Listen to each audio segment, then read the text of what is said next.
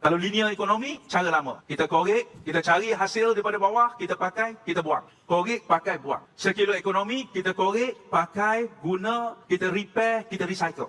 How we recycle? Dan kalau dalam bidang yang disebutkan tadi, kita mempunyai satu prinsip dan dasar yang kuat tentang recycle semua perkara, kita akan memasuki bidang baru, alam baru dari segi ekonomi kita.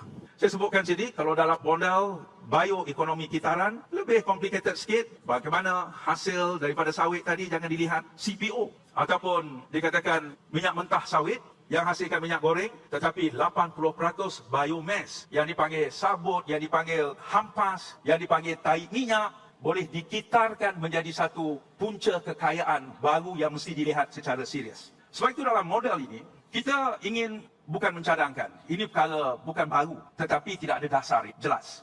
Iaitu cadangan model ekonomi kitaran dalam industri sawit itu sendiri. Kalau kita lihat, peneroka kebun kecil menghasilkan buah tandan segar, dekat kilang sawit, 20% menghasilkan minyak sawit mentah, 80% dipanggil hampas ataupun buah tandan kosong. Daripada situ sebahagiannya hanya digunakan untuk dalaman kilang yang berkenaan, tetapi perlunya ada satu sistem yang kita katakan bahawa perlunya ada suatu konsortium yang menguruskan sisa ini secara besar-besaran, secara tersusun dan secara terperinci. Banyak kilang-kilang dilepaskan begitu saja, sisa-sisa ini dia memberi kesan yang tidak baik, melepaskan gas yang tak baik, dan orang menuduh bahawa industri sawit ialah industri yang mencemar alam sekitar. Kalau dilihat sini, dalam dotted merah itu ialah inisiatif baru. Orang kata memang dah boleh buat, tetapi saya difahamkan lesen untuk membuat elektrik yang berasaskan biomass tadi dah dekat 30 dikeluarkan. Daripada 30 ramai yang tak mampu, tak boleh bertahan. Tinggal dalam 45 je sekarang dalam negara kita. Why? Supply yang tak menentu. Why? Tidak ada harga tetap. Tidak ada satu sistem yang jelas. Ianya hanya ditentukan di peringkat kilang saja, ikut manager kilang, sebab selama ni orang anggap ini bahan buangan, bahan kumbahan. Dulu kami tolong bayar dia orang untuk bersihkan. Sekarang kalau nak ambil, sekarang kalau bayar sikit pun okey.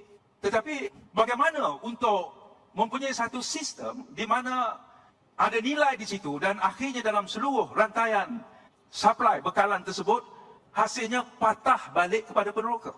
Kembali pada peneroka. Ini argument yang selalu dibuat kerana dasar tidak ada. Saya kata, kerajaan kena buat sesuatu. Macam dulu kalau P.Ramlee dia cipta lagu, dia dapat RM500, RM700 satu lagu. Dia naik menyanyi mungkin dapat RM700-800 naik pentas, tapi akhirnya dia mati dalam keadaan yang miskin.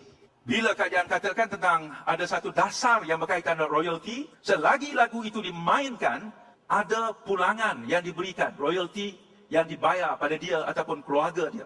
Maka kita tengok, suasananya sudah berbeza.